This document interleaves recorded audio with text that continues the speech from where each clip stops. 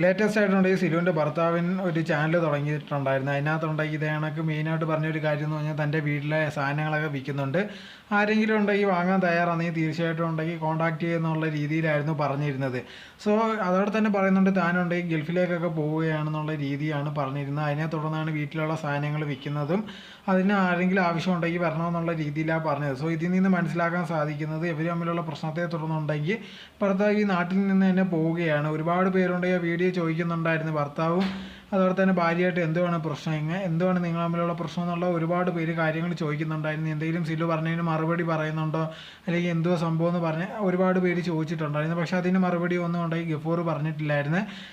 തനിക്ക് അതിനെപ്പറ്റി ഇപ്പോൾ ഒന്നും പറയാൻ താല്പര്യമില്ല, താനുണ്ട് ഇപ്പോൾ ഇത് ചാനൽ തുടങ്ങിയിരിക്കുന്നത് ഇതിൻ്റെ ഒരു കാര്യത്തിന് വേണ്ടി മാത്രമാണ്, ബാക്കിയുള്ള കാര്യങ്ങളുണ്ടെങ്കിൽ ഭാവി പറയുന്നതായിരിക്കും എന്നാണ് അതിനകത്ത് പറഞ്ഞിരുന്നത്. സോ നമുക്ക് ഇനിയുണ്ടെങ്കിൽ ഇതിനെപ്പറ്റിയുള്ള വീഡിയോ പ്രതീക്ഷിക്കുക. എന്തുവാണ് രണ്ട് സൈഡിൽ നിന്നുള്ള കാര്യങ്ങളെന്ന് മനസ്സിലാക്കി ആരുടെ ഭാഗത്താണ് ശരി തെറ്റെന്നുള്ളത് മനസ്സിലാക്കാൻ സാധിക്കും.